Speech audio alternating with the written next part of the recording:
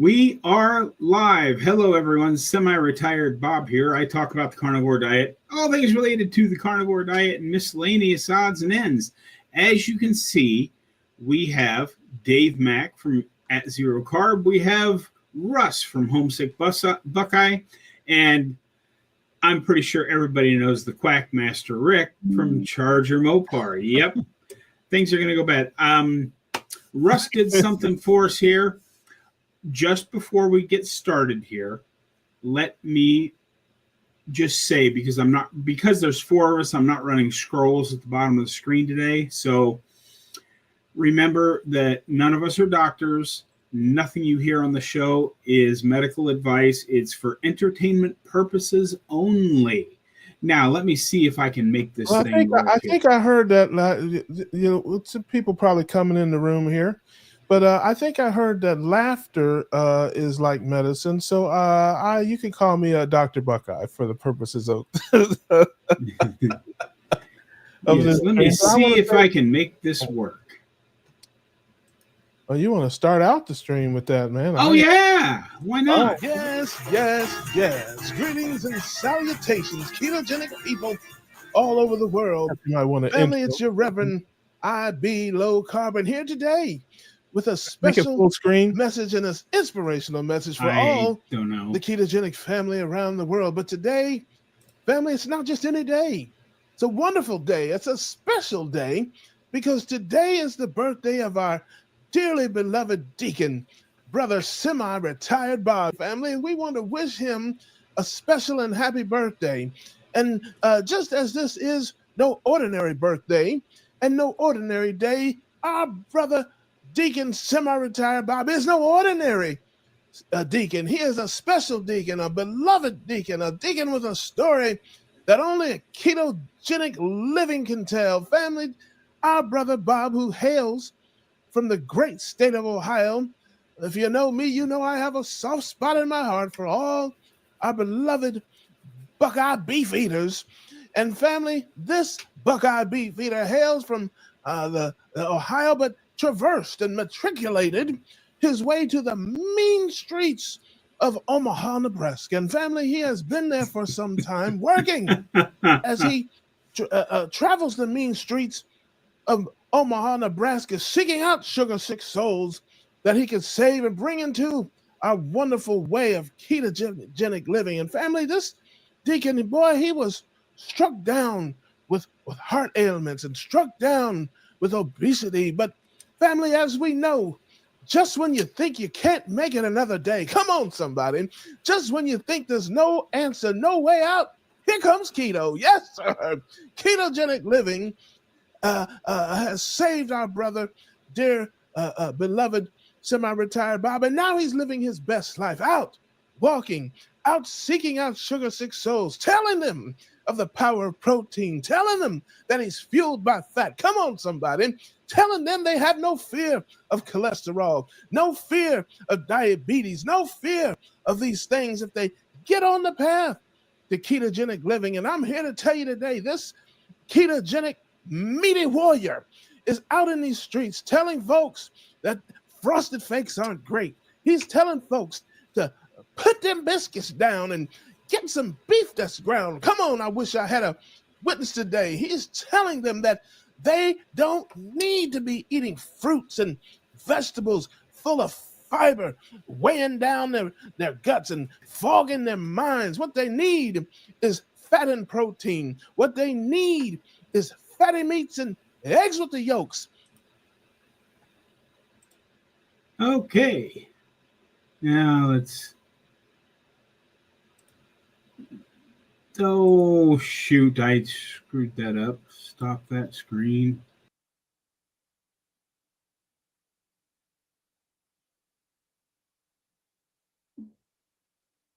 Hello. Oh, no. Can you hear me?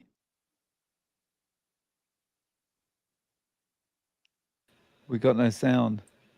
I can hear you. Okay. Yeah, I can hear everybody now. If I could just figure out how to get us back to where... There we go. That's it. Okay. Happy birthday, Bob. Thank you. We have a lot of people in the chat, so I want to quickly roll through the people that are here, and then I'm sure everybody in the chat knows who all these people are, but then we'll start with Dave and then have Rick go and then save the Reverend Homesick Buckeye for last, and just everybody give a 3 or 4 minute,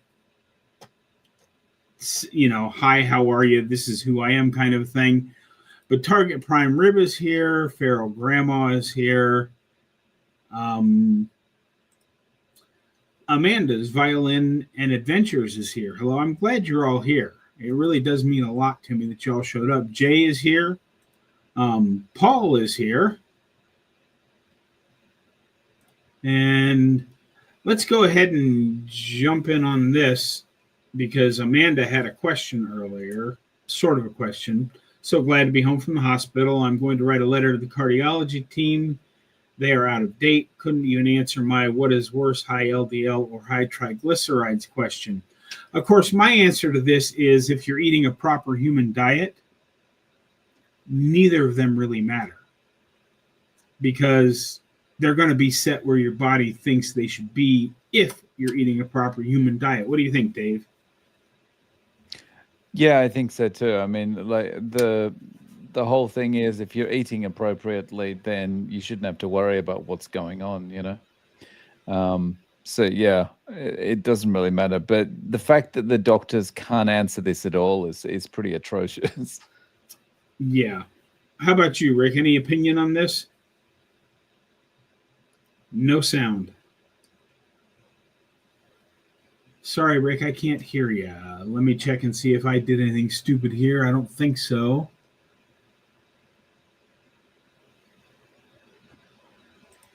Try it again now, Rick. No, still got no sound from Rick. Let's see here. He's muted on there. I don't know. Yeah, I don't. Oh, he found something. So how about you, Rush? You got any opinion on this? I know you're not. Well, yeah. My opinion is Rick is a moron. That's my opinion on this. I'm just kidding. That's my brother. I would say that high triglycerides, is that the case, which is worse? I read it. I believe you want your triglycerides to be low. Your HDL and LDL, your cholesterol numbers, from the teachings that I've heard and such, are not what you need to be worried about. It's more of a ratio of triglycerides to HDL. And so, therefore, you want your triglycerides to be as low as possible. And they generally will come down when you start any type of ketogenic diet, carnivore, whatever you're doing. That's what I understand.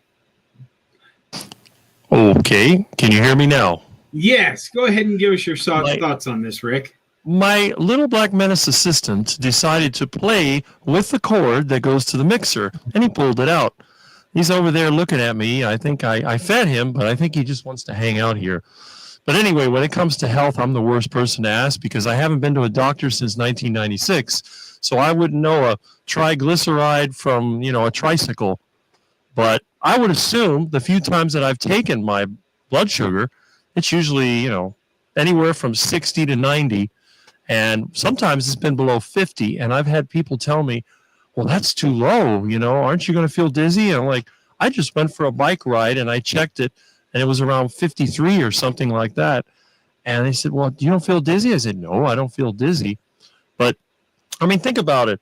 If you run on glucose, you would want to keep that at a stable level. It'd be like driving your car with a carburetor. If you put too much fuel in there, it's going to spill all over the engine. If you don't have enough, you're going to run out of gas. So it would be like overfilling your fuel tank. You keep pouring that stuff in there, you're just going to do a lot of damage. So, but again, I feel good. I have lots of energy. I've spent the last week doing physical labor every day. Thankfully, today I didn't have to, but I don't have any symptoms, no aches or pains. And if you want to get a good laugh, you should see me up in an attic trying to run AC duct when there's only a 36-inch crawl space and you're 6'6". That sounds like a lot of fun. Wow. Jiffy is here. Thanks for the birthday wishes. Glad you made it here. Paul, of course, is here. Darth Carnivore has made it. Hello, Darth. Glad you made it. Sandy is here. Hello, Sandy. Glad you made it as well. And Josephine is here. Howdy, beautiful people. Happy birthday, Bob. It's your birthday. Enjoy. Yes, indeed. We got a lot of people in the chat already. We're up to 66. So whoever's channel you're watching on, go ahead and hit that thumbs up. Maybe we can get some more people in. But Brenda's here. And the father of United Carnivore. Thank you. I'm glad you're here. Carnivore Keith is here. Brenda is here. Hello, Brenda. Glad you made it. Jonathan is here. The Carnivore Muscle. Glad you made it, Jonathan. Elizabeth has arrived. Let's see here. Carnivore Hercules made it. I'm trying to get through this so we can get to the introductions of these guys. I don't know if I've seen Carnivore Keith yet, so hello. I'm glad you're here. He says all my favorites in one place. How could I miss this? He must be talking about you three because I'm nobody's favorite. Yeah, so you're my favorite, Bob. That's so here. How about that? Mm-hmm. And Tard Nation has made it. Love that picture, by the way. Wow, there's a lot of people in here. I'm not used to dealing with this much chat. I blame Dave. This is your fault, Dave. There's a lot of chat going on out here. Celebrity. So I'm going to keep Dave. Why don't you go ahead and introduce yourself to everybody while I just kind of scroll through the chats and put them up on the bottom so people don't think I'm ignoring them. Sure. So, hey everyone, I'm Dave. I've been carnivore almost 3 years now, and I've transformed my life. Things have changed completely. Got rid of arthritis, brain fog.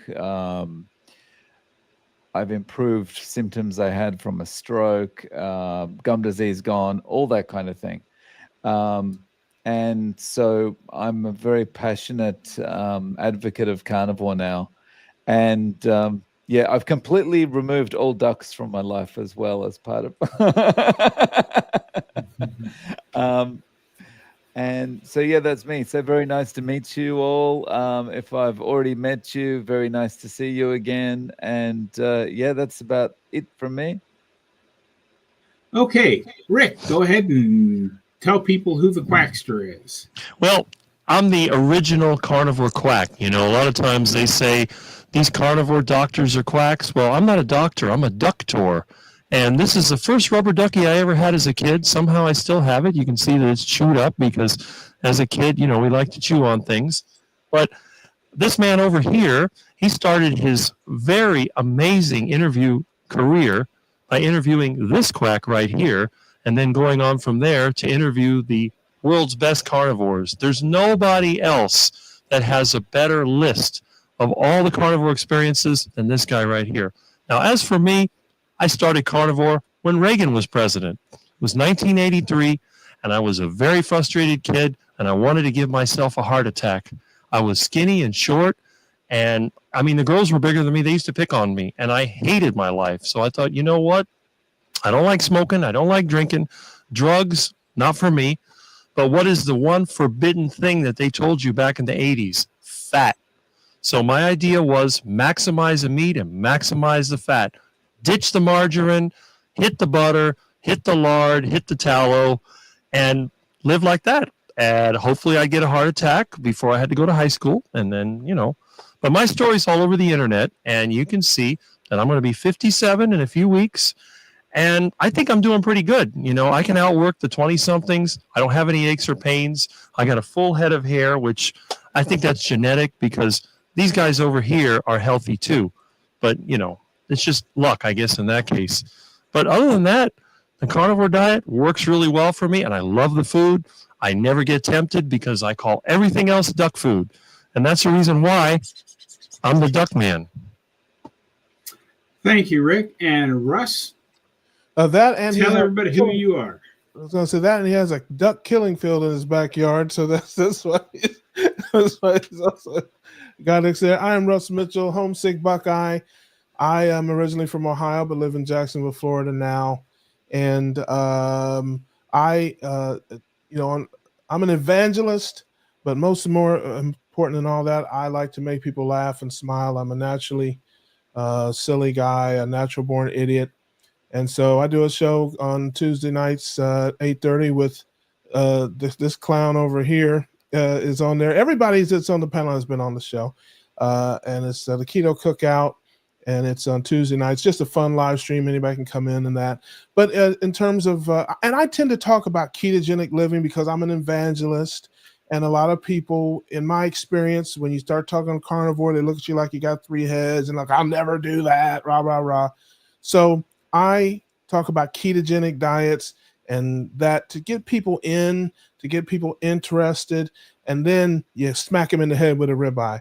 That's kind of, the way I go about it. But I'm a carnivore most of the time, probably 90% of the time in my personal life. And over the past year, I've lost 60 pounds, kept it off.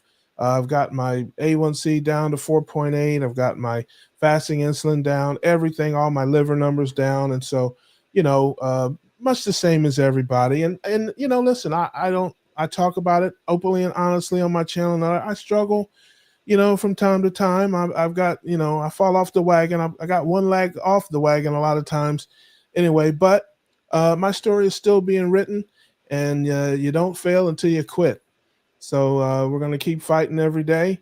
And in the meantime, hopefully, we make people laugh and smile and still spread the good news, spread this message to people, because it's a sugar sick world out here. And we all need to let as many people as we know, as many people as we can know what the power of high fat, high protein, low carbohydrate diets, whichever one you choose, whichever one you feel is best for you, will do wonders for you.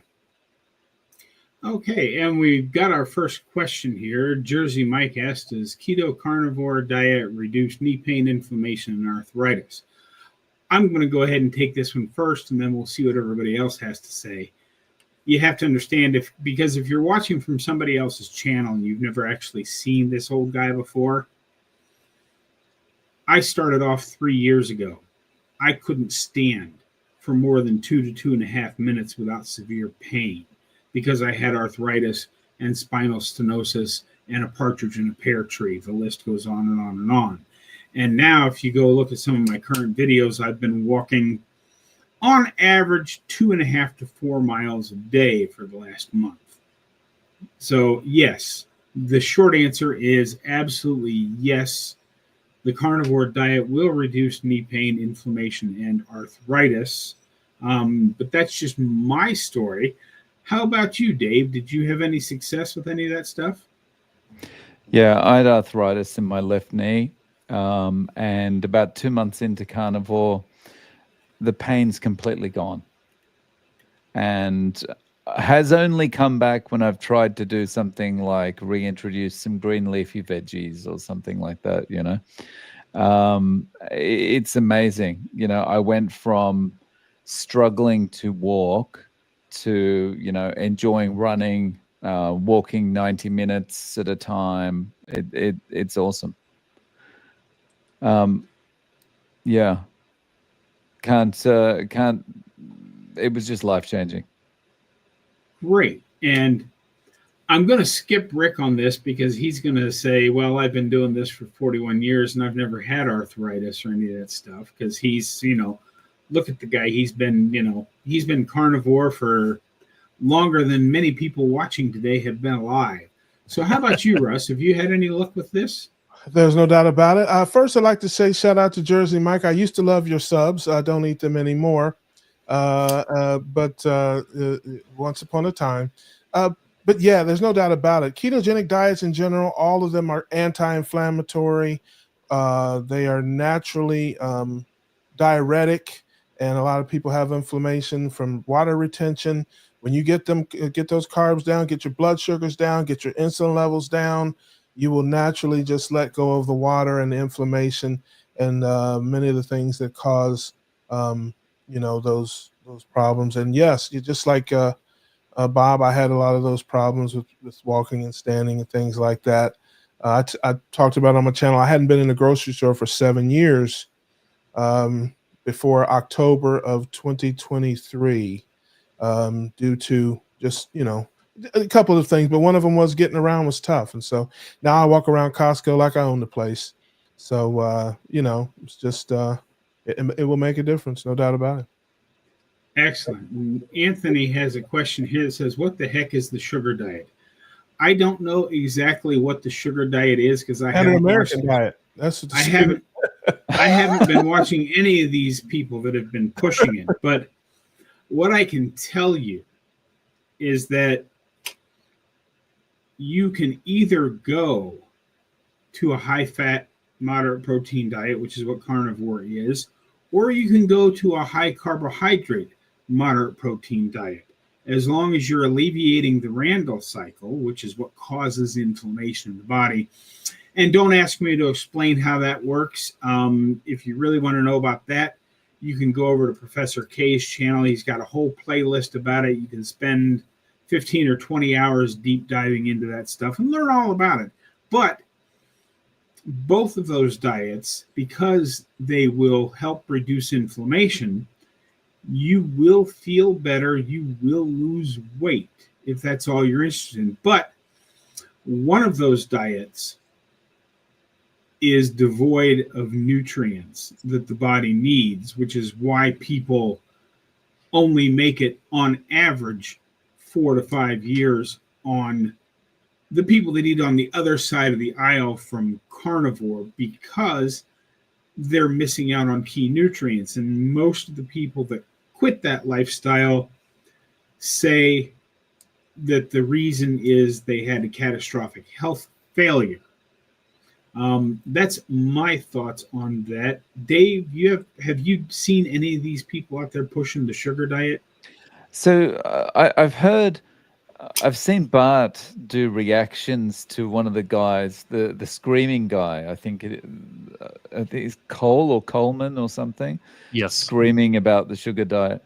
But for me, the thing that strikes me as like weird about this sugar diet is, what does it do to your oral health?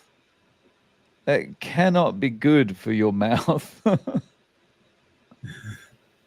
Just constantly eating sugar.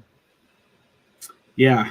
How about you, Rick? Have you seen any of these people out there pushing this stuff? Not only have I seen it recently, I've seen it decades ago. There's nothing new to this diet. This is a diet that's been around since I was in high school. And what it was, basically a carbohydrate and protein diet. That they took a lot of protein powder and supplements and a lot of sugary things, everything from soda to fruit juice to whatever. And as long as you're young and relatively muscular, your body can absorb a lot of that sugar and you don't have any negative effects. But when you get older and your pancreas doesn't work like it used to, and you've been sitting around all day, that diet doesn't work. And all you got to do is look at a fruitarian. Fruitarians, they tend to be very skinny because they don't eat fat, they eat fruit. And you notice that they age rather quickly. And if you see anyone that's on the sugar diet, by the time they reach their 50s, they look really bad. Their skin is kind of wrinkled and they look like something that you threw out in the dumpster. You know, it's all kind of worn out.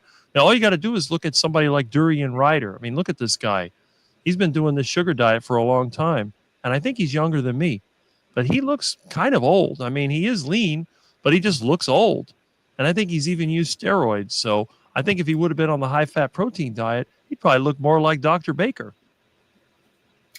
How about you, Russ? Have you seen any of these guys out there? Listen, there's kooks and wackos everywhere. To me, the standard American diet is the sugar diet. I mean, that's you can't even get ketchup without sugar. I mean, you name it, everything has sugar in it. Listen, I sum it up pretty quickly. There's only 3 nutritional macros. We all know what they are. There's only one that's non-essential. There's only one nutritional macro that your body has a natural defense against you getting too much of it. As far as I know, your body doesn't have any defense for you getting too much fat, although you may turn into a 2-legged nuclear reactor. But other than that, there's no defense against it. I'm not aware of any defense mechanism that your body has for too much protein. Like, something kicks in to save you from it. But we have insulin, which is there to protect us from getting too much sugar. So if your body has to protect you from getting something that is non-essential to you, get it out of here. That's what I have to say about it. We'll be back after these messages. Okay, and Target Prime Rib has a question specifically for you there, Rick. Have you trained Milton yet to hunt iguanas? No, but I'll tell you one thing. A small lizard got in the house, and he chased that thing all over the place. The lizard, like a gecko, was going beep, beep, beep, beep. It was making a noise like that. And he heard the noise, and he focused on it. It was living in my air conditioner. Well, when it tried to make a run for it, Milton, he ran there, and he grabbed it. He got it in his mouth. So I'm telling him, give me this silly thing back. I finally got it out of his mouth, threw it outside. But every time he heard a noise, he's looking around. Now, he's a little small. He's only, 8 months old now? But maybe when he gets full size, he may be able to catch an iguana. But he's definitely a lizard catcher, from what I could see. Well, we know where he got it from. We know he learned from the best. He learned from you how to chase lizards down. Absolutely. So, Dave, this is the first time I've seen you since you went down to, I believe it was Melbourne. Why don't you bring everybody up to date on how that trip went? I'm sure we'll talk more about this later this week when I see you on Wednesday, but since we've got a different audience here today, go ahead and fill us in on your trip to Melbourne. Yeah, so Melbourne was great. We had about 10 speakers there, and just phenomenal. So the stories, Carnivore Ray's story is amazing. Bradley Marshall's story is amazing. It's just like everyone's got tears in their eyes for a lot of the speeches. It was fantastic. So, definitely check out those guys online. But yeah, it went really good. I'm not sure how many hundred people were there. It might be like 300 or 400 people there. Lots of meat consumed. And yeah, I gave Carnivore Ray blisters. So he wanted to kind of have a look around Melbourne. I said, all right, let's go for a walk. And we ended up walking something ridiculous. It was about 20 kilometers, and he was wearing cowboy boots. So it was a bit of a. That had to hurt.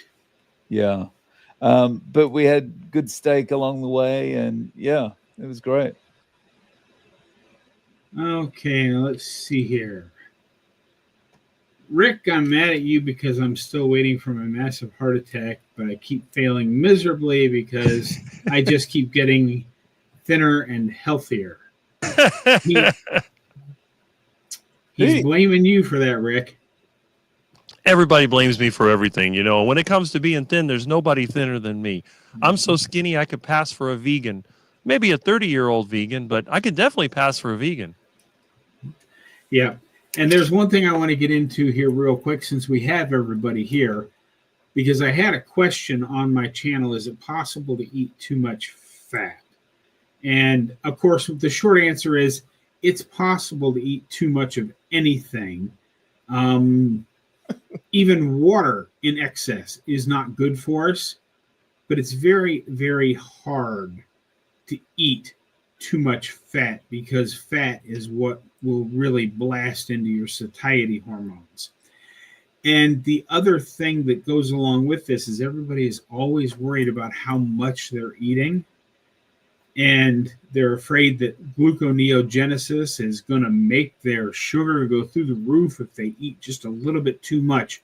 So I would like to take this opportunity in front of everybody that's watching right now. Rick, how much do you eat a day and how often do you eat?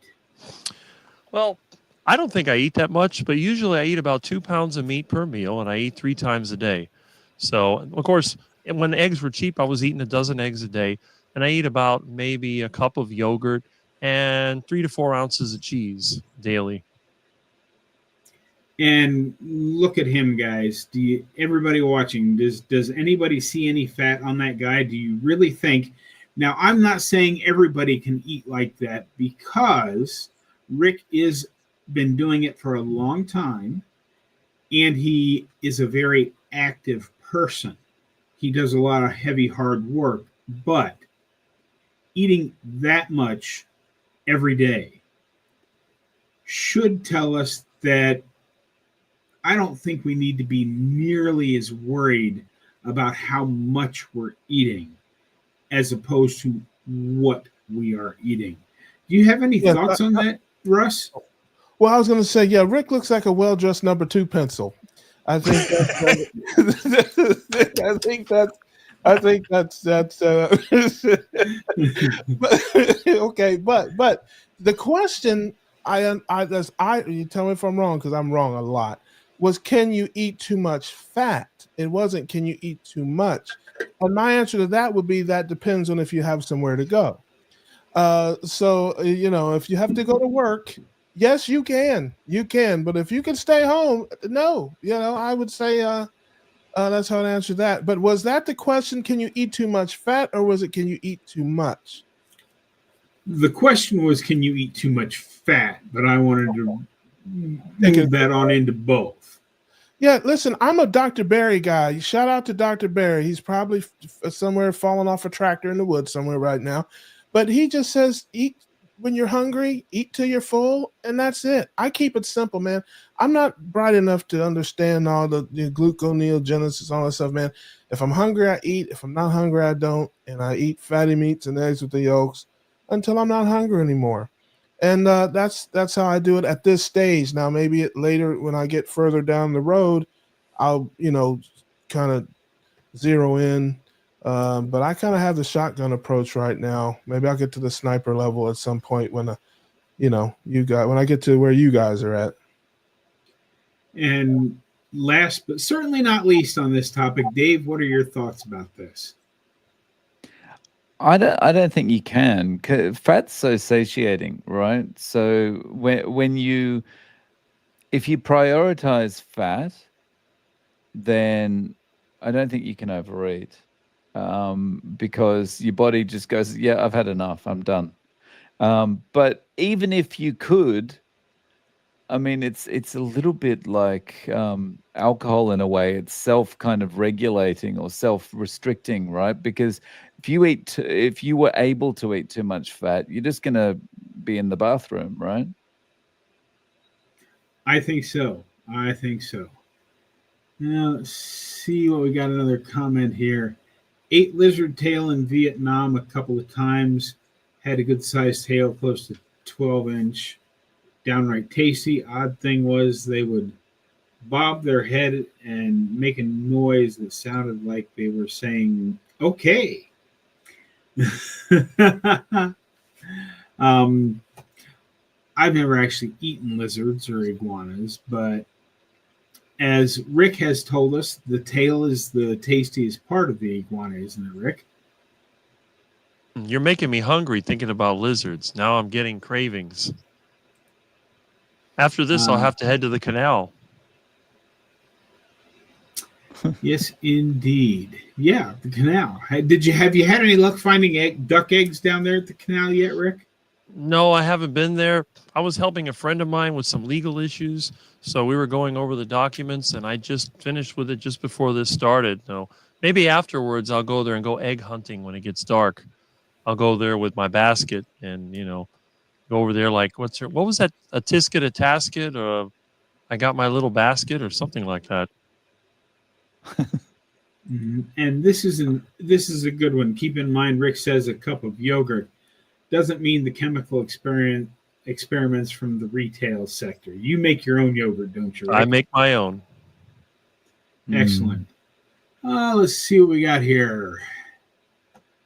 In March 2024, a scan showed I had fat in my liver. The doctor wanted to keep an eye on it. In April 2024, I went carnivore. This April, I had another scan, no fat in my liver. Congratulations. Absolutely. Congratulations, Carnivore Hercules. It's amazing how many things this diet can fix. And yes, so basically, Rick eats like 6 pounds of meat a day. Yes, he does. He eats about 2 pounds of meat 3 times a day. And if you don't believe me, ask this guy. Yes, I have borne witness to the mastery of the Mopar. We went to a Brazilian steakhouse, and I think we'd still be in there today if we didn't have to leave. I think, yeah, he was.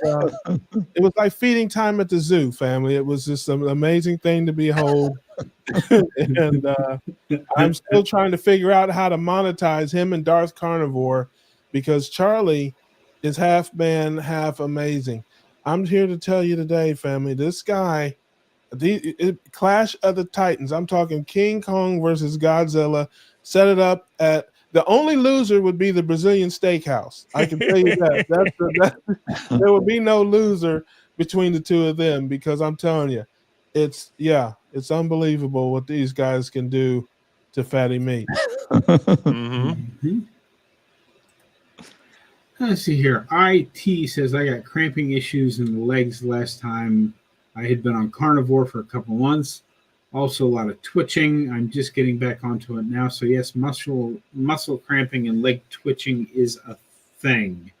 Yeah, it is. Of course, the obvious answer that everybody's going to go to is electrolytes. But specifically for leg cramping, I have always thought that magnesium was the more important part. And I don't remember what type of magnesium it is. I know one of them makes you go to the bathroom, and others are not as bioavailable. But there's a good one. There's a good breakdown on Dr. Barry's channel. I just can't remember if it's magnesium malate or magnesium citrate or whatever. I mean, if you look on the store, there's 15 or 20 different types of magnesium. And whatever's in milk of magnesia, that's the one that's going to make you go to the bathroom really, really fast. Yeah. You got any thoughts on that, Dave? Yeah, I was doing magnesium citrate for a while, and that was not good in the staying away from the bathroom department. So I got some advice from an interview I did that magnesium malate is much better. It's easier absorbed, and it doesn't have the same bathroom issues. And I've had success with that. So magnesium malate. Mm-hmm. And I would ask Rick, but Rick, have you ever had a cramp of any kind in your life? I don't even know what it's like, honestly. I've had sore muscles when I had to lift heavy things, but I don't really know what a cramp is. And for those that don't know what he means when he says lift heavy things, he lifts engines for his truck and his van. Mm-hmm. How about you, Russ? Have you had any issues with cramps and such? No, not had a lot of that, but I one thing that came to mind, of course, beyond the electrolytes, is if you just have only been doing it for a couple months, and that a lot of people don't realize how much fluid they will lose over the first 6 or 8 weeks of the diet. So make sure you're hydrating. I would say that's part of it as well, because that's how you lose a lot of your electrolytes. It's because you're letting go of all the fluid, and then it's what I understand. Mm-hmm. And Cornerstone is here. Hello, good to see you, Rick. And Bill says 7 eggs and bacon, nap, then 2 1/3 burgers, and I'm done. And I don't know what we're saying. Thank you for, but you're welcome. Sorry, I don't know how you guys do it. I've never had this many people in the chat at once, so this is a whole new experience for me. We just ignore them. No, no. I've never had that many. Target Prime Rib says I finally met Charlie, Darth Carnivore. Yeah, so I haven't seen him yet. I'm going to have to go look him up after this stream, because apparently he's a character. Yes, great sense of humor, good guy. I met him in I think Ketapalooza in Louisville, Kentucky. That's where I met him, if I remember right. Okay. You want to take just a few moments and give us just your quick rundown on how you make your yogurt, Rick? Because I'm assuming you make it right there in the house. Yes. It's really very easy. All you have to do is heat up the milk to the point where it just starts to boil. and then you let it cool off. And what I normally do, I'll pour the milk into mason jars. So I'll make like a pot of milk. And if you don't have regular milk, you can use the cheap powdered stuff. I get that once in a while. People give me. Remember when we were kids in the 70s and things were expensive? We ate a lot of that. We drank a lot of that powdered milk. So if you use powdered milk, you just boil the water first. Now, I like to use well water. But I mean, if you have to use tap water, you're going to have to boil it to get the chlorine out of it. Otherwise, the chlorine will inhibit the yogurt growth and it's going to be kind of watery and clumpy. And then once you've mixed up your powdered milk or you use a regular milk, you pour it into the mason jars and then you're going to let it cool. Now, you don't want to put the yogurt culture in when it's too hot or you'll kill your yogurt culture and you'll have nothing but milk. So what you do, you put it in the mason jars. I put the lids on it, let it sit on the counter. Then I put my hand near it to see when it's cooling off. When you can grab the jar and hold it and it doesn't burn your hand, then it's just ready. And you unscrew the lid, get some regular plain yogurt. And I already have a starter culture, but if you don't have one, you can go to Aldi and get the whole milk plain yogurt. If you go to like the regular store, like that crap store, Publix, or even the Winn-Dixie, they normally sell a lot of flavored garbage. It has sugar and fruit and all kinds of nasty stuff in it. But if you go to Aldi, or I'm trying to think who else has it. There's another store that has it, but usually I get it from Aldi because it's the cheapest. Just take a spoonful of yogurt from that container and put it into each one, a spoonful in each mason jar. And then you stir it up and just put the lid on loose. I put it into my little gas oven that has a pilot light in it, and I let it sit for 24 hours. And by the next day, the yogurt is formed, and you can look at it. There may be a little whey at the top, but it should be nice and solid. If you like your yogurt tangier, you can leave it in there longer. If you leave it in there too long, it may grow mold or something like that. But I've left it in there for 2 days and it was still good.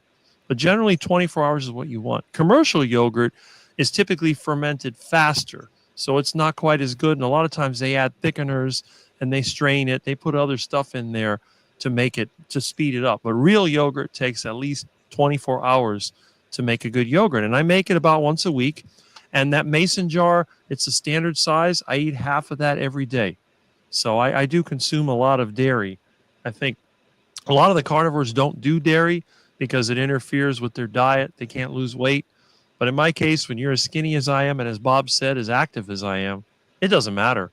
I could eat the whole thing. In fact, I've eaten the whole mason jar every day. When I had too much milk, I didn't gain any weight at all. Felt just fine. It's easy to make, though. I did make a video out of it, but it got deleted.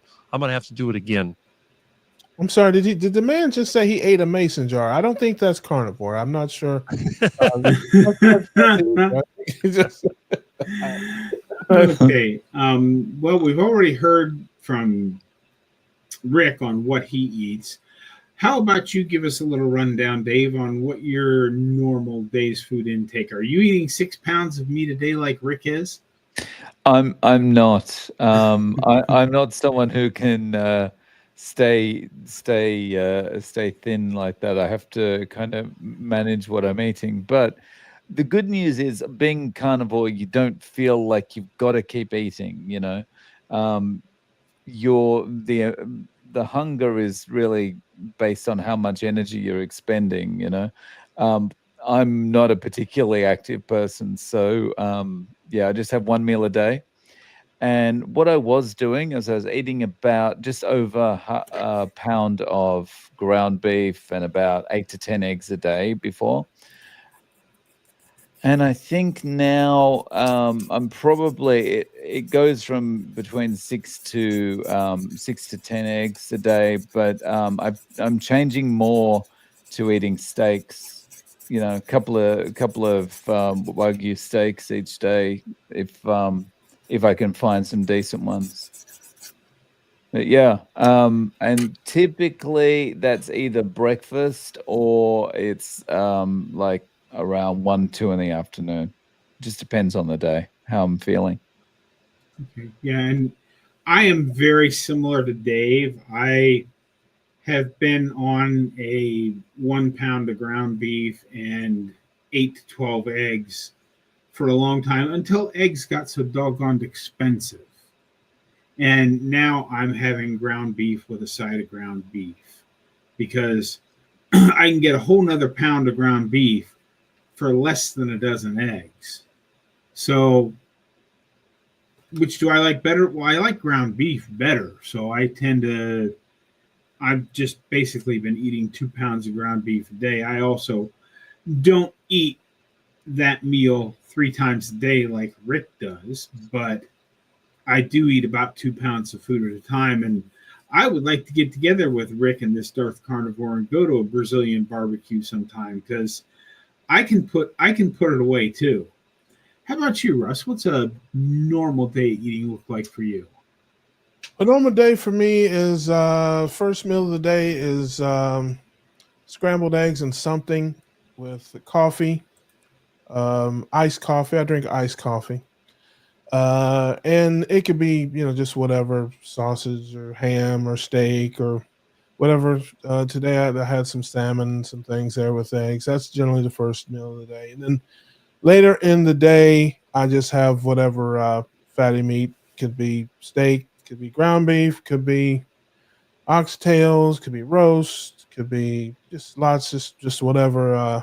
Whatever's on sale and is in my freezer, because that's my favorite kind of meat, is whatever's on sale. It could be picanha, whatever. And then I do snack. I don't sleep that much. A general day for me is like from 9 a.m. to 2 a.m. I just, so I get it from my dad. I just don't sleep. So I snack, but I snack on sausages and cold cuts and things like that when I don't want to eat a full, when I don't want to eat. But that's generally a day for me. Okay, and then we'll have to say congratulations to Target Prime Rib, because he is on his way in the right direction. His A1C is down to 7.6 from 8.9. It's not there yet, but it's certainly going in the right direction. Yeah, nice work. Progress over perfection. Stepped too close to the weed whacker on my face. Oh no. I'm guessing he's saying he nicked himself shaving. Okay. But I could be wrong on that. If I'm wrong on that, I guess please. Bob speaks. Yeah, Bob's fluent Target Prime Rib there. Mm-hmm. Is water loss due to reduced inflammation? Yes, Carnivore Hercules. That inflammation in your body is basically fluids that your body is holding on to. I don't know how many of you have been recent enough on carnivore, if you're less than 3 months, that you can remember back when you first started. But the one thing that I noticed, I didn't really notice at the time, but now that I think back on it, it really did happen. Yes, I had the bathroom issues because I was adapting to fat, and some days it felt like I wanted to install a seatbelt on my toilet to keep me from blowing through the roof of the bathroom. But when you first get started on this diet, you will go to the bathroom and pee a lot. And that's the inflammation, the inappropriate fluids being held in all of the different tissues and joints and all that stuff. And that's what flushes out them very quickly. Did you go through anything like that, Dave? I think, like worried about the ejector seat button on the toilet. Yeah. But I think also is, from my understanding, again, I'm not a doctor, but my understanding is when you eat a gram of carbohydrate, your body stores 4 grams of water.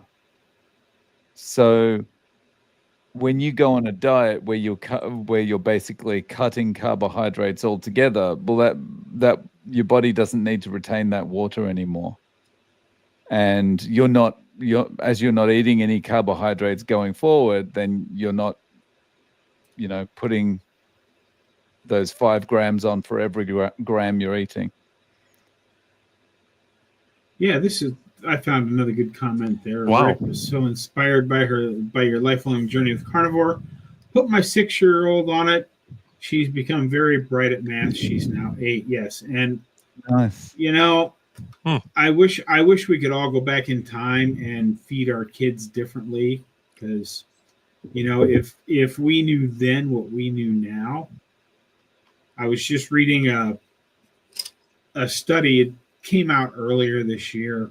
It was a small study, and of course, as we all know, there's no such thing as experimental studies, because you can't lock humans in a lab and force them to eat what you want them to eat. You have to take their word for it. But it was a fairly small study, but they had like 200 kids that were diagnosed ADHD, and they put them all on a low carb, no food diet. And by the end of the trial, it was like 78% of them no longer met the criteria for ADHD. To piggyback just quickly on something Dave said a second ago. Yeah, go ahead, Russ. And again, the way I understand it is exactly right. Your body is part of a defense mechanism against too much sugar in the blood, will retain water to dilute the sugar and the insulin levels in the blood somewhat, I guess. And so when you lower your carbs and lower your insulin, you don't need to do that. And yes, you will. I wore a path in my carpet, ladies and gentlemen, when I first started there. So, so yes, it's keeps you running. That's a great song by the Doobie Brothers. It keeps you running. That's what happens to me when I eat vegetables. Yeah, I didn't come to you on this question, Rick, because, well, you've probably never had any inflammation in your life. Nope. If you look at pictures through my whole life, I look almost the same. I don't know what that is. Well, wait a minute. I have hit my hand with a hammer. I've stubbed my toe. I've had coconuts fall on my head when I was trying to get an iguana, and I guess that's a form of inflammation. I hit a coconut tree when I was riding my bike, and that hurt. Yes, indeed. He never had inflammation, but he's had a lot of aggravation. Now that's not the same thing.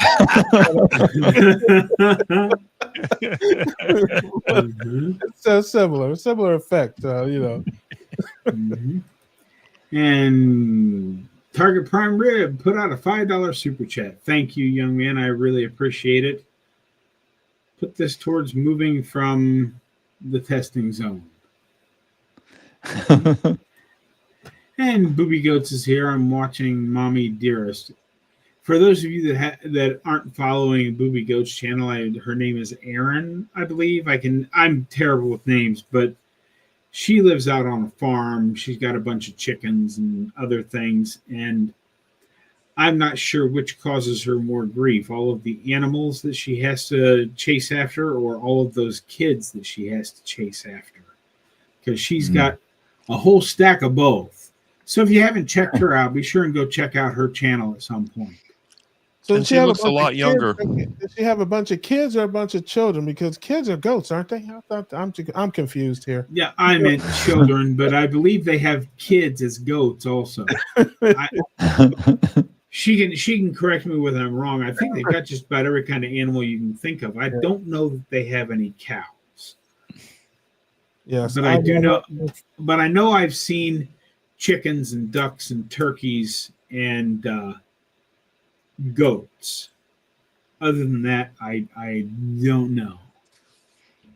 I met her for the first time on I think Old Guy Carnivore had a birthday stream and she popped on there, and very sweet lady. Yep. Pete! And there he is.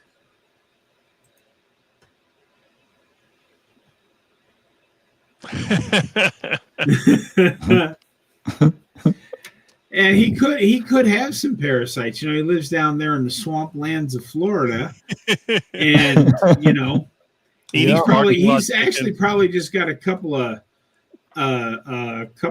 little baby alligators living inside his thigh muscles, eating all that food for him.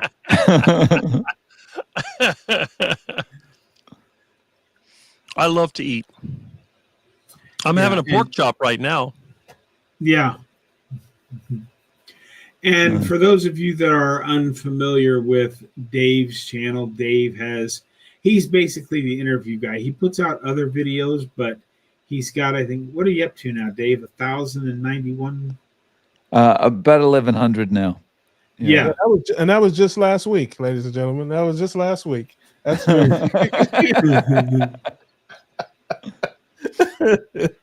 Here. Yes. When Bob was scraping the bottom of the barrel and interviewed me many moons ago, there he was. I was not scraping the bottom of the barrel. You're my brother Buckeye. We know you don't scrape it, but you live at the bottom of the barrel there, Bob. We know about you, but I was talking about Dave. Okay. Yes, he was in bad shape. I mean, he was out of all options, and then he's like, "Okay, you come on, you. What's your name again?" I loved our interview, Russ. No, we had listen, and I'll tell you one thing. You came on the Keto Cookout and shut the place down. If you go back in my old videos, it's not hard to find because his picture's on the thumbnail. But man, we the Tuesday night show we do stupid things, of course, and he shut the show down. We asked the question, "What's the weirdest thing you ever ate?" And I won't spoil it here, but he gave an answer, and it brought the show to a screeching halt. I'm just gonna say. It was kind of silence and then laughter. And then he tried to clean it. And he's like, "Well, wait a minute, Webb." I said, "No, Dave, stop, Dave. Don't say another word. It can only get worse. Don't do it." Okay, now I don't know what DE Kim 7NG is. But what I am going to say about low T3, if you go back and look at Dr. Baker's videos, when he goes over his labs, you will find that he is considered to have low T3. And I would like to say that I don't think any of the current charts and recommended allowances and ranges apply to carnivore, because if somebody here thinks that Dr. Baker looks like he's running low on T3, please speak up, because his muscles have muscles. Yeah. If I could have just one of his leg muscles and kind of divide it up and put it all over my body, I'd be twice as big as I am now. He might be running a little bit low on T3000, but I don't know about T3. Yeah, and that's the whole thing, not just with T3, but with all of the markers. I mean, I know that, like Dave, you're in Japan where you have to go to a medical checkup every so often to keep your insurance and stuff. Have your doctors given you any kind of pushback on what you're doing? No, not really, because they don't care. They're not interested really. Like, they just give you a mark at the end of the day on like an overall grade for your physical. And the last one I remember I had was a D, and that was solely because of my LDL. Like, everything else is fine, and or fine by the average standards, right? But I did have one doctor once, try and counsel me at the end of a physical when I told him I was doing carnivore, and he was like, "You need to have a balanced diet. You need to be eating fruits and veggies." And this guy, atypical of the Japanese, but yeah, he was massive. And I'm just like, I'm not sitting here listening to you lecture me about having a balanced diet. How's that working out for you, mate? So. Yeah, that's absolutely true. How about you, Russ? Have you had? I know Rick hasn't been to the doctor in about a quarter of a century, so I'm going to skip him on this and go straight to Russ. Yeah, I haven't been. Last time I went to the doctor, he slapped me on the butt and handed me to my mom. So no, I fell and hurt my knee maybe 6 or 7 years ago, and that's the last time I've been to a doctor. But I do through ownyourlabs.com. I've had 3 or 4 different, I think 4 different rounds of lab work over the last couple of years since I started. This. So I haven't been to the doctor, but I do check my blood work, and everything's going the right way. My last blood test, my A1C was 4.8. So, That's awesome. things are going the right way. So I don't feel like I need to do it as much anymore. Okay. Oh, Target Prime Rib shaved his beard. That's what he was talking about earlier about getting too close. Oh, the weed whacked. The weed whacker, yeah. And I drink a cup or 2 of fatty coffee every morning. I add butter, some bacon grease, a bit of heavy cream, whip it up, yum. I don't care what anyone says. And, I recently finally cut out coffee for good, and so far I haven't noticed any difference. I've done 2 different over the past 3 years, I've done 2 different 30-day trials with no coffee and 1 60-day trial with no coffee. And to be honest, I don't know any different. Yes, coffee is made from a plant, so it's probably not the best thing for us. But as I talk about quite often on my channel, especially for those of you that are just getting started, you are changing so many things in your life. That cup of coffee that gets you going in the morning is the last thing I would worry about until much later in your journey. What are your thoughts on that, Dave? Yeah, I kind of feel the same way. Like I've tried giving it up not that long ago. Gave it up for a couple of months. Didn't feel that much different, except I couldn't keep my eyes open. So I ended up taking it back up, and I kind of feel like, when you're getting started, especially, it's the least of the important things. Like especially if coffee is going to help you stay the distance, because it is a bit of an appetite suppressant. Yeah, focus on getting all the other junk out first. Mm-hmm. Yeah. What are your thoughts on that, Russ? Absolutely. Of course, I drink iced coffee. There's so much cream and ice in my coffee. I don't know how much coffee is actually in there. So it's, hard to say on that. I'm not really much of a hot drinker. I don't really like hot drinks very much. So absolutely, man. Everybody's different. Everybody's journey is different. Don't look to the left and to the right. Don't measure yourself against other people. Find what's best for you. Find what you can do and what you can sustain, and just look to make steady improvements. And yes, if you look at your diet and look at what how you're living, start with, the sugars, the grains, the seed oils, the junk, the processed foods, and all those kind of things. Those things are hard enough to get over. At some point, like I said, you're not a machine, you're not a robot, you're just a mere mortal. You're not a superhero from the planet Carnivore. Just concentrate on winning the battles, and the war will take care of itself. Yeah. And I see a little bit of discussion going on in the chat over there about questioning Rick's ability to eat 6 pounds of meat by having 2 pounds at each meal for 3 meals a day. But Russ has seen him do it. Russ has been down there. The boy I will take. Hey, no problem. Checkmate. I'll checkmate everybody. I'll take all the bets. I'll book them all. My money is on my brother Charles. So just go to Homesick Buckeye channel. Shoot me an email and tell me how much you want to put down. We'll put it together. And me and Rick will take my winnings, and we'll go to the Brazilian Steakhouse and traumatize them again.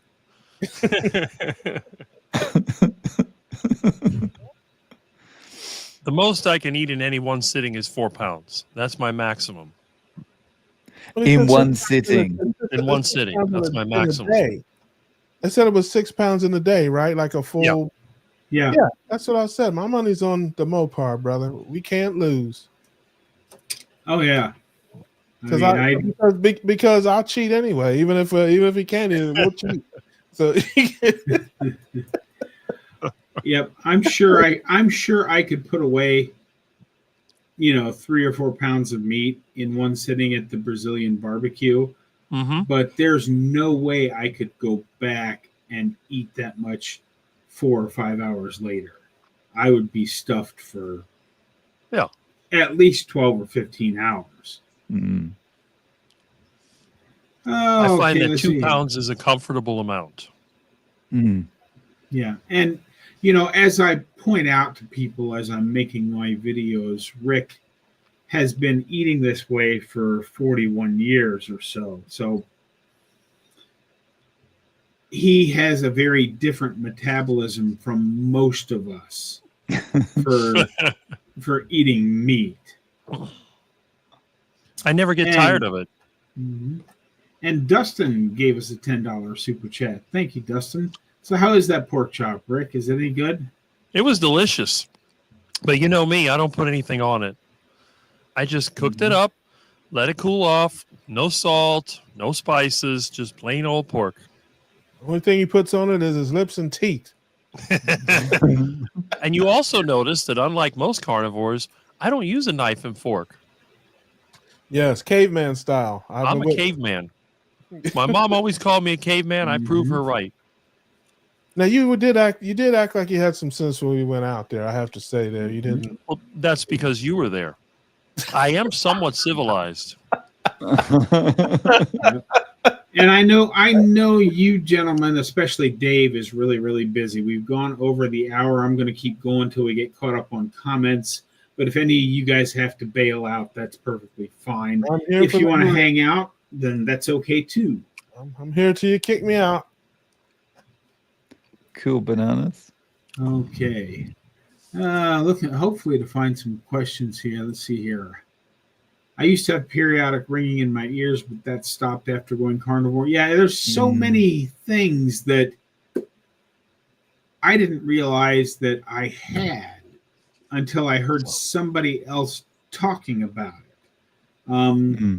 So what was I will start the thing that I found that I didn't even think about until I realized, oh yeah, I don't have those anymore. Eye floaters. I don't have eye floaters anymore. And I didn't even realize it until somebody mentioned it on somebody's channel. I don't even remember who the heck I was watching. I watched even so know what many that of you is. guys. Yeah, well. And how about you, Dave? Was there anything particularly that surprised you that you didn't really even think about till you were interviewing somebody and went, I used to have that too. I wish I could remember what it was, but I had one of those things recently in an interview. But I think the thing that kind of generally snuck up on me was the improvements in my oral health. And I didn't notice that it had improved until I realized that when I was talking to my wife, she was no longer recoiling because of my bad breath. And yeah, so like normally I go and speak to her and she'd just put her head back like that as I was talking, and she wasn't doing that anymore. Yeah. So yeah, that the biggest thing was my oral health. Okay. How about you, Russ? Have you had anything that surprised you? Yeah, Pete also didn't mention he turned his music down too. He had periodic ringing in his ears, and he got on carnivore and turned the music down. But yes, I will say that I wasn't really sickly. I didn't have any problems that I knew of. I was just heavy when I started. But the biggest thing that I noticed right away was not passing gas and going to the bathroom. I come from a farting family of folks. I don't mind telling you, everybody farts. The dog farts. So that just goes away when you're eating, the proper human diet. And same way with going to the bathroom, a couple times a day. Just again, I thought it was normal. I thought that's what you're supposed to do. I thought everybody had gas and indigestion. Everybody I know has Pepto-Bismol in their medicine cabinet, or Tums and things like that. It's just a common thing. So, like I said, to get rid of that, I kind of admit I kind of miss farting a little bit. It's I can't lie. I used to have fun clearing an elevator. That used to be a nice pastime there. But those days are gone. I had to find something else fun to do. Yeah, and it's absolutely awful. This was before I was carnivore, but a friend of mine is on the other side of the aisle from us, and we were over at the Westroads Mall, standing in line at the food court, and James was 2 or 3 people behind me, and there were a couple of people in front of me, and he must have let one rip because this stench rolled over the crowd to where the guy behind the counter waiting on people went, "Is somebody changing a baby?" Yeah, listen, man. Listen, I'm telling you, man. I can't be the only one. I might be the only one that'll admit it on these, YouTube streets there. But man, after a big Thanksgiving dinner, it was like a fart choir, man. I mean, it's that grandma, everybody joined in. I mean, it was just, it was normal. At least It's like the Nutty Professor movie. Yeah, I remember blaming it on the dog as I was growing up. Yeah. I thought it was normal, but like I said, it definitely isn't normal. And then a lot of people I've heard people talk about thinking they were constipated, because they're like, I didn't go to the bathroom today or yesterday. Something must be wrong. And like I said, it's just, again, like many, many things, things that you think are normal or, that you're supposed to do or supposed to be. You have to unlearn all that stuff. I can't stand all that farting my friends did. Oh, Yeah, somebody stepped on a duck. Remember that joke? No. Yeah, from the Caddyshack movie. Yeah. Okay. Somebody Yeah. stepped on a duck. I thought you were serious there for a moment. No, it's Rodney Dangerfield. Oh. He says, somebody went, somebody stepped on a duck? Yes. Here, Dave, I didn't realize how much I say cool beans until I heard you say it. We need to come up with a carnivore term. Right. So, like, there's cool beans, cool bananas. What can you say in a carnivore way? Cool bacon. Cool bacon. Maximum meat. That I like that one. Maximum meat. You can like have the that duck one, too. food. Give me the meat. Let's see here. Good to see a panel show again. Yeah, it seems people like groups of people, and I'm okay with that. My eyes, I apologize for not being able to read your names right now. My eyes are not focusing because I worked last night till closing and then got up again this morning, went in and worked the day side, and it was about 87, 88 degrees out there, which is not hot by Omaha summer standards, but it's pretty hot for the first few weeks of May. And I'm down to the point now where my eyes are just not focusing because I only got about 4 hours of sleep last night, because when you close and then open, it's a short night. But hello to you too, and thank you for the birthday wishes and the carnivore anniversary wishes. My husband Max got off insulin in 2.5 months on carnivore. Also, we had been 4 years of low carb, about 50 carbs a day before that. That's wonderful. Excellent. Nice work. Getting off insulin is great. It's awesome, Marlene. So everybody that has seen my story knows that, I was taking 13 drugs in the morning and 9 at night, plus pain pills throughout the day. How about you, Dave? Have you managed to ditch any prescriptions you were taking?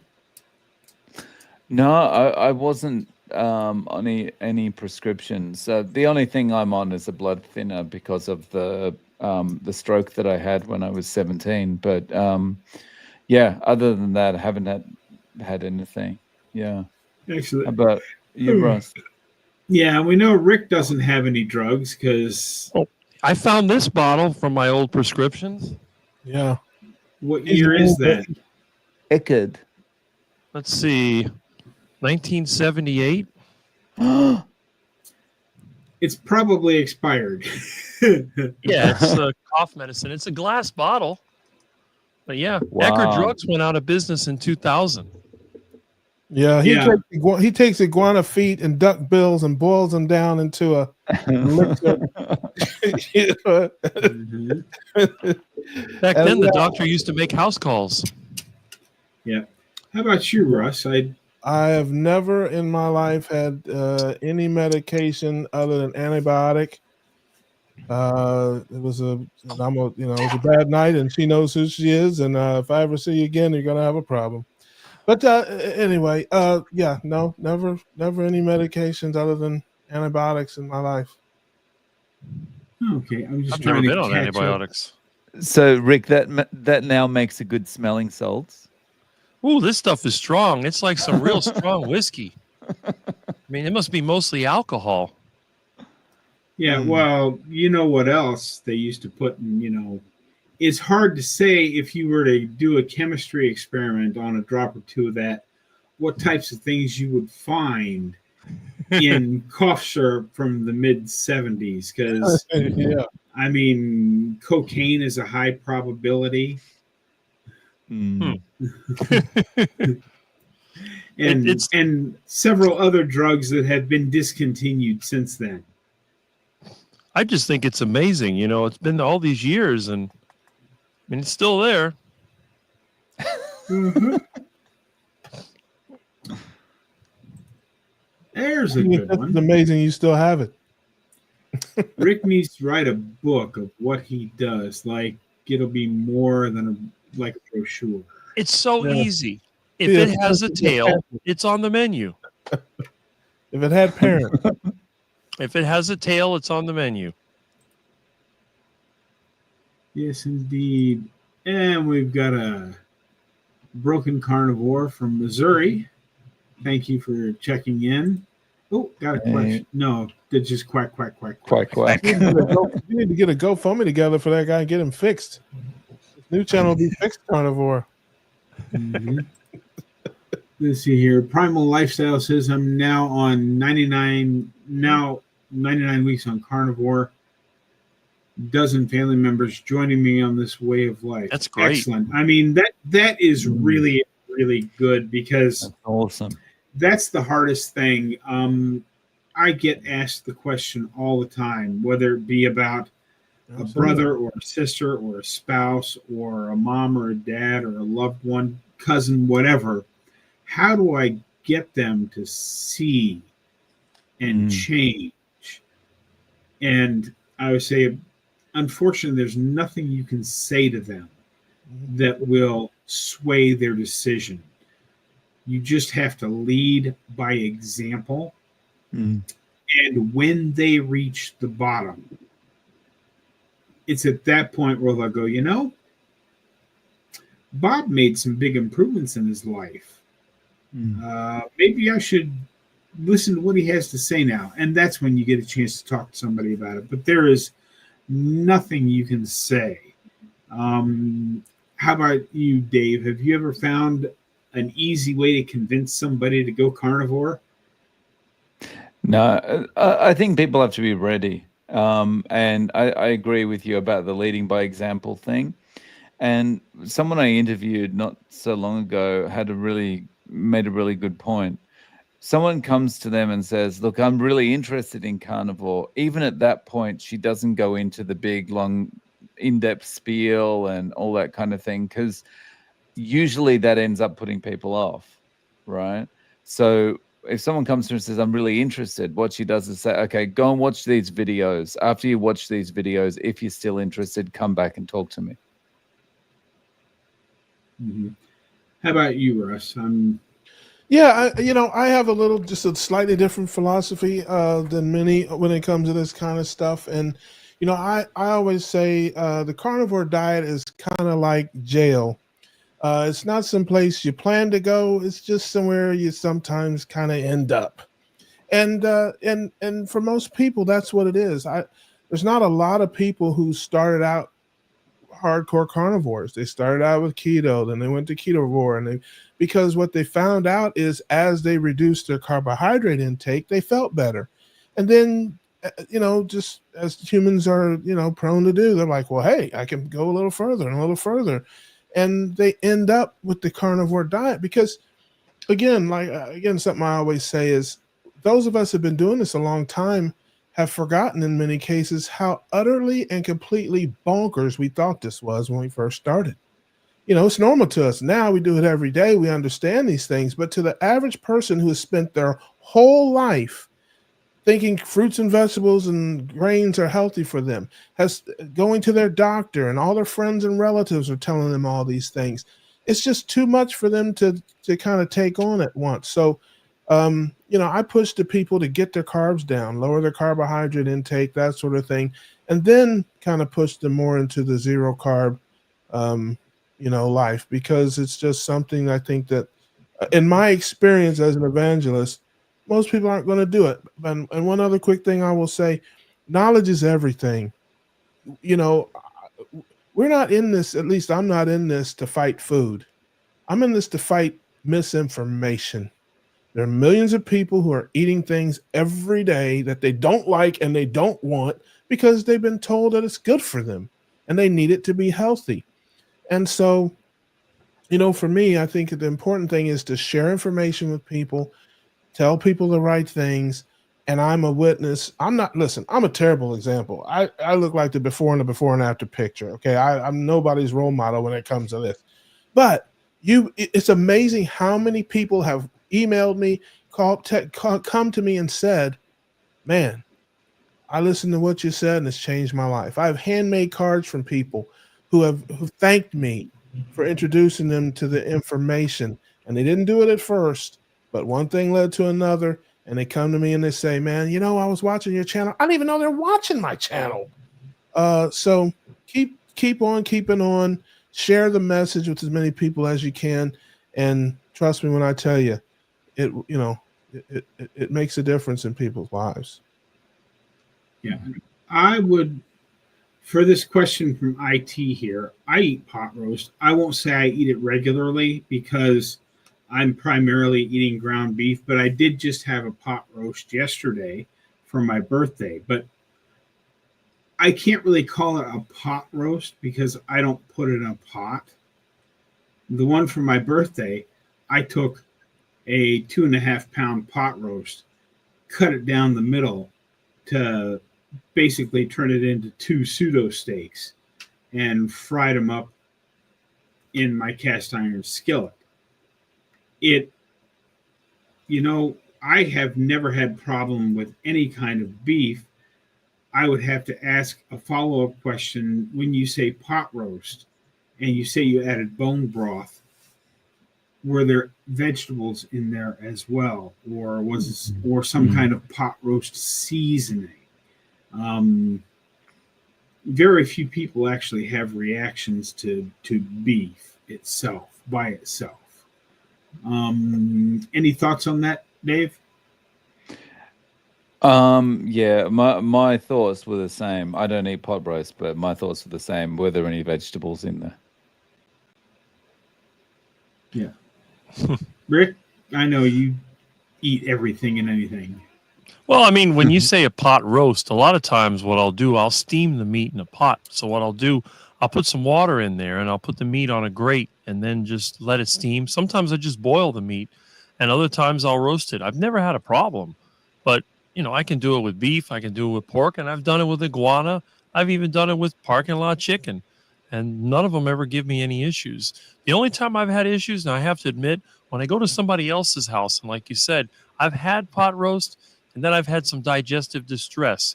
But then I found out it was cooked with vegetables and potatoes and all that. Even though I just ate the meat, it gave me a little bit of a loose time in the bathroom. It tasted fine when I ate it. I didn't get sick or anything, but a few hours later, it's like, I got to go to the bathroom, and I got to go real bad. Because normally when I got to go to the bathroom, I got about an hour or two, because it's like you start getting that feeling, I could go to the bathroom, but I'm still working. But when you eat vegetables and you start getting that feeling, you got about 20 minutes max. Otherwise, you better be running for the ditch or find a toilet somewhere, or you're going to have a giant mess. Okay. Just as we're getting ready to wrap things up here, I want to go around the horn here, and we'll start with Homesick Buckeye or Russ. Tell us about your channel, and do you do any other social media besides YouTube? No. Shout out to Erin Booby Goats, since she's making oxtails. I love that. I had oxtails last week. And just a quick note, I generally, if I do a roast, I will put oxtails in with the roast to make it all together to add more fat to the roast, which is kind of drier and more lean. But I just have a YouTube channel, Homesick Buckeye. I used to do a lot of interviews and different things. I'm just now pretty much down to my weekly live stream Tuesday nights at 8:30 Eastern, where it's just a fun live stream. The link's in the chat. People come in. Rick is on there routinely. Bob is on there routinely. Dave should come on routinely. But it's just fun, social. I love to laugh, have fun. We talk about, whatever we want to talk about, our families, our friends, our lives, sometimes a little sports when you and I talk Buckeyes. And we do usually get around to some ketogenic carnivore lifestyle kind of questions from people who want to know about that. We're open to that as well. But I do have a Facebook. I'm never on there. I have an Instagram and TikTok. I'm never on there. Just a YouTube channel right now. And I hope to, when life gets out of the way, pick up again and start doing some interviews and some things. But right now it's just pretty much the weekly show. And the Reverend put out a new video today. So for those of you who are Reverend fans, the Reverend found out it was Bob's birthday today and made a message. It's not on there yet, but it will be on there within the next 4 to 5 hours. I'll say it'll be up for those who like the Reverend. Okay, and Rick, let's go to you. Rick is the live streaming god or something. I mean, he's on Saturday mornings, his live stream is going on usually for an hour before I even get out of bed. Yeah. And then, it wasn't this most recent Saturday, but a couple of weeks ago, I got up, I jumped into his live stream, I said hello. I even called him on the phone. Then I went out for a walked 3.5 miles, which takes a while, made my food for the day, ate it, started a load of laundry, came back into my computer, was going to play some games or something, and there's Rick still live 5 hours later. It's more like a live stream than a live stream. So tell us about where we can find you and what you're doing, Rick. Well, the longest live stream I've had so far was 8 hours. It was from 8 to 4, but I've even gone a little bit longer than that. I think my last one was 7 hours. I think it was to 3 on a couple of days. Was it yesterday? Yesterday it was from 8 to 3. So, but the thing was, I was only on my channel for about half an hour, 40 minutes. Then I was in Jonathan's channel, and that went on and on and on because Jonathan had his about an hour or so autism and carnivore live stream. And then he says, well, he's going to take a break because obviously, with the conditions that he has to deal with, he needs to take a break now and then. So he put me in there, and then people started coming in. And, a lot of times I'm one of those people that people like to come into because I let them talk. I don't interrupt them. I'm usually pretty nice.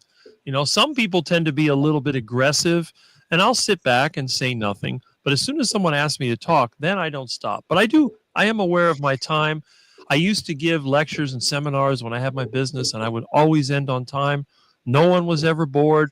If people started falling asleep, I would do something a little bit different, whether it be dropping something or making a funny noise or just quacking, whatever it takes to get them to stay awake. That's the main thing. And in terms of YouTube, is pretty much all I do.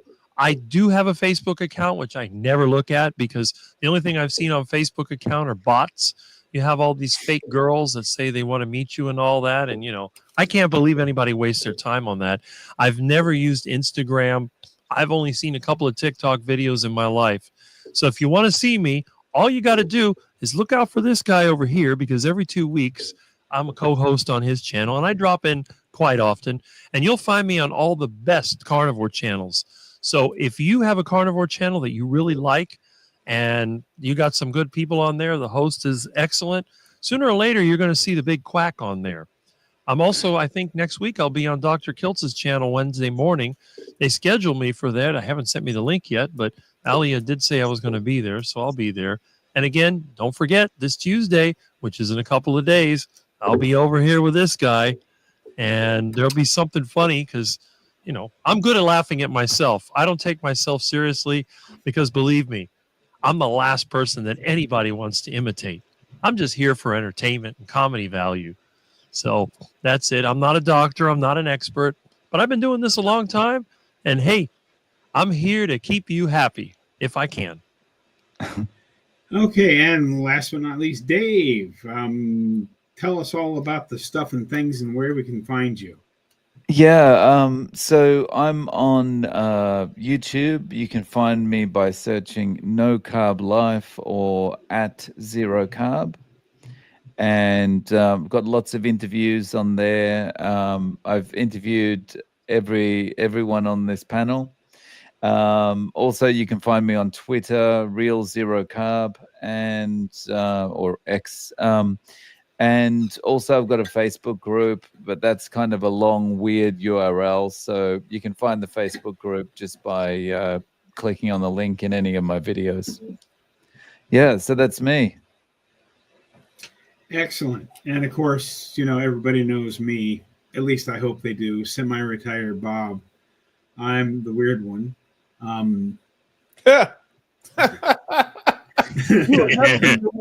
You'll never be the weird one with Rick on his panel.